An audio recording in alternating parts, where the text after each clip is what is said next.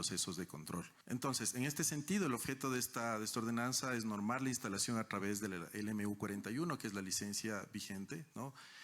Tanto de los soportes publicitarios exteriores fijos, ¿no? Que normalmente se les entiende como las vallas publicitarias, pero que son de distinto tipo, pero también los elementos publicitarios móviles. Las reglas técnicas están desactualizadas, también tal cual nos pasaba con el PUCS, las reglas técnicas forman parte de la ordenanza vigente, lo cual no es práctico en ningún sentido, que existe una alta informalidad de soportes publicitarios, ¿no? Existen alrededor más, digamos, de 800 soportes publicitarios en el distrito que no cuentan con su licencia, es decir, que son soportes que se han colocado de manera informal. La ordenanza propone establecer un cupo máximo de 1.430 vallas en Quito distribuidas estratégicamente entre las distintas administraciones zonales. Esto permitirá una planificación racional de la publicidad. Se busca evitar la saturación visual y también proteger la estética urbana. Asimismo, se fijará una distancia mínima entre vallas dependiendo de la actividad comercial de cada zona, o con el objetivo de prevenir distracciones en conductores y peatones, por ejemplo. Uno de los puntos claves de esta normativa es el endurecimiento de sanciones para quienes incumplan estas disposiciones. Morales explicó que estas multas se aplicarán no solo a los responsables de colocar vallas sin permiso, sino también a los dueños de los predios que las alquilan y a las agencias de publicidad que las contratan. El objetivo es desincentivar la instalación de vallas ilegales, puntualizó. Espacio de clasificación A, apto para todo público, de contenido OA, opinión y análisis. Información, diálogo y análisis con nuestros invitados. Son las 18:03, es decir, pasamos 3 minutos ya desde las 6 de la tarde. A esta hora le damos la bienvenida al ingeniero José Celorio, él es subsecretario nacional de riesgos. Y esto porque, según la información que se conociera hasta este mediodía, 15 ríos están desbordados y otros 29 tienen tendencia a subir. Además, el INAMI ha anunciado que las lluvias en las distintas provincias, en las 23 provincias continentales, se extenderán hasta el próximo 3 de marzo. Jorge, buenas tardes. Daniel Montalvo le da la bienvenida al espacio de entrevistas en el medio público de la ciudad de Quito. Jorge, arranquemos con esto. ¿Cuándo empezó a sentirse con fuerza la temporada invernal y en qué provincias? Muchas gracias, Jorge, por el espacio. Un saludo a todos quienes nos escuchan a través de este medio de comunicación. Efectivamente, sobre el dato que mencionaba, a la información que se ha ido actualizando, son 14 ríos que se encuentran desbordados y 15 que están con tendencia a desbordarse. Ahora, los efectos que se han ido presentando a nivel de la costa principalmente se han dado durante las últimas 2 semanas, que hemos tenido una mayor concentración de precipitaciones en el territorio nacional, con mayor énfasis, como lo mencionaba, en las provincias de la costa, y lo cual ha dado como resultado que tengamos hasta el momento un total de 914 incidentes o eventos que se han registrado a nivel nacional, siendo las inundaciones y los deslizamientos los que mayor afectación han generado a nivel nacional al corte que tenemos de la información. Con eso partimos ya hacia cuáles son las acciones de prevención. Normalmente yo entiendo que, por ejemplo, entidades como el Ministerio de Agricultura, el Ministerio de Educación, le entregan a la Secretaría de Riesgos la información respectiva de sus áreas de competencias para generar, por ejemplo, estos mapas de incidencia, de dónde están, por ejemplo, escuelas que pudieran resultar afectadas, cultivos que puedan resultar afectados, infraestructura de salud que pudiera resultar afectada. ¿Qué han hecho en materia de prevención, Jorge? Bueno, hay que aclarar acá un punto en cuanto a las acciones de prevención.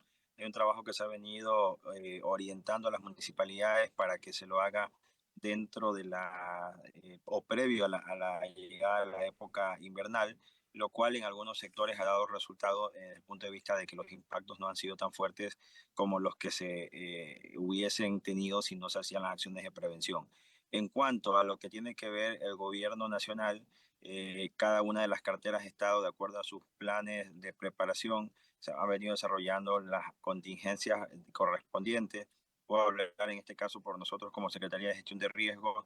hemos previsto la asistencia humanitaria que se requería para poder atender a la población que resultara afectada como consecuencia de la época lluviosa, lo cual nos ha permitido atender a alrededor de 3.500 familias hasta lo que llevamos el corte de la información al día de hoy. Esto va a ser o va a irse dando de manera paulatina a la medida que la emergencia sigue evolucionando, en la medida que se sigue levantando información y en la medida que las municipalidades nos solicitan el apoyo para activar la complementariedad o el apoyo del Estado de acuerdo a lo que establece la Ley Orgánica para la Gestión Integral del Riesgo de Desastre. Y en ese sentido, Jorge, la, hay distintos niveles de respuesta. La primera respuesta, es decir, cuando, por ejemplo, ustedes enfrentan lo que pasó en Puerto Viejo, ¿cómo está diseñado el plan en la Secretaría de Gestión de Riesgos? Bueno, la intervención nuestra es de apoyo a la red o al Sistema Nacional de Gestión de Riesgos. En este caso, a los municipios tenemos un equipo de soporte técnico en cada una de de las provincias que se encarga de brindar la asistencia técnica a las municipalidades. ¿Esta asistencia técnica en qué consiste? Primero, en poder organizar conjuntamente con los municipios el levantamiento de la información o la evaluación de las necesidades y de los daños que han ocurrido en territorio. Esto nos permite desplegar una segunda intervención, una segunda acción por parte de la Secretaría de Gestión de Riesgos, que es la atención a la población con bienes, asistencia humanitaria. Nosotros tenemos catalogado kits de alimentos para 3 días, que están compuestos con artículos para una familia integrada por 4 miembros, o kits de alimentos para 15 días en esa misma categoría. Tenemos kits de limpieza, de aseo personal, kits de dormir, implementos de vajillas para las familias que han sido afectadas. Y también podemos activar en los casos como Puerto Viejo, donde se puede dar soporte para la implementación de alojamientos temporales, con lo relacionado a camas, colchones, kits de dormir, baterías sanitarias, cocina, lo que se necesite para que el alojamiento temporal sea funcional mientras las familias regresan a sus viviendas. Entonces, esta ha sido una acción que hemos venido desarrollando en soporte o en respuesta a las necesidades que nos han planteado las municipalidades, y en otra línea que se la gestiona directamente desde el nivel nacional, en la que nuestro ministro Jorge Carrillo hace la gestión con los otros ministerios para poder dar la respuesta complementaria. Ejemplo, con el MIES se articula para poder atender con el bono de contingencia, que es una contribución económica que da el gobierno a las familias que lo han perdido, que han perdido sus viviendas, que han perdido sus medios de vida o que han perdido completamente sus enseres. O con el Ministerio de Agricultura a través de los bonos correspondientes, o en su defecto con el MIDUBI, con lo relacionado al tema de los bonos de vivienda o de alquiler de vivienda. Es Entonces, esa es decir, un poco la acción que tenemos nosotros de respuesta a las necesidades que presenta el territorio, pero también de articulación y de gestión con otras instituciones del gobierno central. Es decir, Jorge, ustedes no es que administran un presupuesto para, por ejemplo, restablecer cultivos, restablecer escuelas. Eso lo hace cada cartera de Estado o los gobiernos autónomos descentralizados de acuerdo a sus competencias.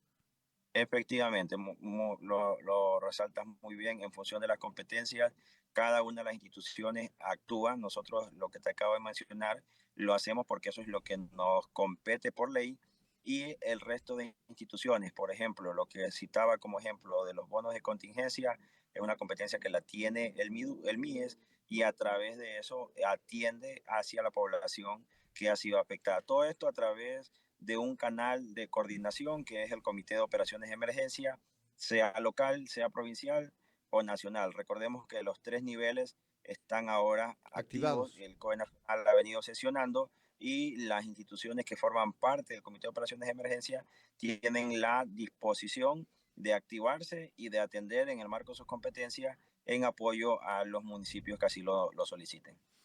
Ahora, ¿se prevén más afectaciones. Jorge, al inicio de este diálogo tú me decías, tenemos 14 ríos que en este momento están desbordados, pero 15 más que están en riesgo o están creciendo y generan algún nivel de alerta. Eh, ¿Hasta cuándo está el plan? O sea, ¿hasta cuándo vamos a enfrentar este temporal?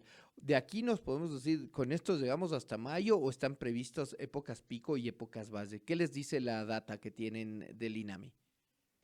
Bueno, estadísticamente el mes de febrero y el mes de marzo en la costa son los meses donde mayor precipitaciones se registran y por ende está asociado al mayor número de eventos que generan afectación en la población. Sin embargo, de acuerdo al pronóstico que ha generado el INAMI, el último reporte que tuvimos es que se van a mantener las precipitaciones hasta el 3 de marzo, precipitaciones con intensidad en base al boletín de advertencia que es público y que lo emiten a través de su página web. Sin embargo, en este pronóstico se va a ir ajustando y en la medida que se pasan las semanas se pueden informar sobre los nuevos pronósticos de corto tiempo, como le llama el INAMI, que se van a ir presentando digamos, mirando hacia el mes, a lo que sería el resto de marzo y abril, de acuerdo a la información que ha sido proporcionada por el INAMI, se esperan que las lluvias se sigan presentando en el territorio nacional. La intensidad o la fuerza con la que estas lluvias se van a ir presentando, pues se van a ir ajustando en la medida que el INAMI actualiza los pronósticos que se proyectan para 3 o 4 o 5 días, dependiendo de la modelación que ellos hagan, y esa información es la que está siendo entregada a las autoridades para que se puedan tomar las acciones correspondientes. ¿Por qué es lo responsable hacer proyecciones de máximo una semana, Jorge? ¿Por qué hay una dosis de responsabilidad en esto? Perdón. ¿Por qué es lo responsable hacer proyecciones tan solo de una semana? Alguien me decía, no es responsable, por ejemplo, hacer previsiones para todo el mes o para toda la temporada invernal, porque eso normalmente no se cumple. No, a ver, si ustedes han podido o quienes me escuchan han podido hacer seguimiento al tema de los pronósticos de corto tiempo que se presentan, se están cumpliendo. Es decir, en las zonas donde se ha pronosticado o se ha previsto que las lluvias se van a registrar con las intensidades correspondientes, se han dado, ha habido una asertividad, es decir, que el pronóstico se ha cumplido en el 80% de lo que se ha previsto. ¿Por qué no se proyecta más? ¿Por qué esa asertividad? En resumen, si nosotros queremos hacer pronóstico a 2, a 3 o a 6 meses, el nivel de probabilidad de que ese pronóstico se cumpla es menor. Entonces, por eso lo que el INAMI hace es que ajustan los modelos a tiempos más cortos que le permite a las autoridades tomar las acciones correspondientes con relación a cómo se va a ir comportando y variando el clima en el territorio nacional. De hecho, por parte del INAMI, que es quien emite estos boletines, han hecho modelaciones para casos particulares cuando así se ha solicitado por el ente rector como tal. Queremos agradecerle a Jorge Celorio, subsecretario de la Secretaría Nacional de Riesgos, con quien hemos tratado de entender el panorama de cómo se está enfrentando desde el gobierno central la emergencia por el recrudecimiento del temporal invernal. Jorge, muchísimas gracias por aceptar la entrevista. Muchas gracias a ustedes por el espacio. Recordar a la ciudadanía que se mantengan informados siempre por las fuentes oficiales en las que vamos a estar poniendo en conocimiento cuál es el comportamiento del clima para que se tomen las previsiones del caso, más aún ahora que nos encontramos cerca a un feriado nacional, las familias puedan organizarse en función de la información disponible. Cierto, estos mensajes de texto, los SNGR, la Secretaría Nacional de Gestión de Riesgos, te envía mensajes al celular. ¿Estas alertas, por ejemplo, están focalizadas o llegan general a todos los habitantes del país que tienen un dispositivo móvil? Al momento se están enviando a los territorios, de manera general, a los territorios donde tenemos alerta de precipitaciones, con la finalidad de que puedan acceder a los boletines de advertencia o a la información de pronóstico que se está presentando por parte del INAMI y en función de eso se tomen las previsiones del caso. ¿Qué les ha dicho el INOCAR de lo que va a ser el feriado en las playas? Bueno, se prevé que tengamos presencia de aguaje durante los días, durante estas fechas, lo cual coincidiría también con el tema de las precipitaciones que están previstas hasta el 3 de marzo. Por eso hacía referencia a la ciudadanía que se mantenga informada por las fuentes oficiales, de tal manera que pueda entender o conocer a tiempo cuál es la situación hacia los sitios donde se van a movilizar. 18 horas con 16 minutos. Muchísimas gracias, Jorge Celorio, por haber atendido esta entrevista. Gracias.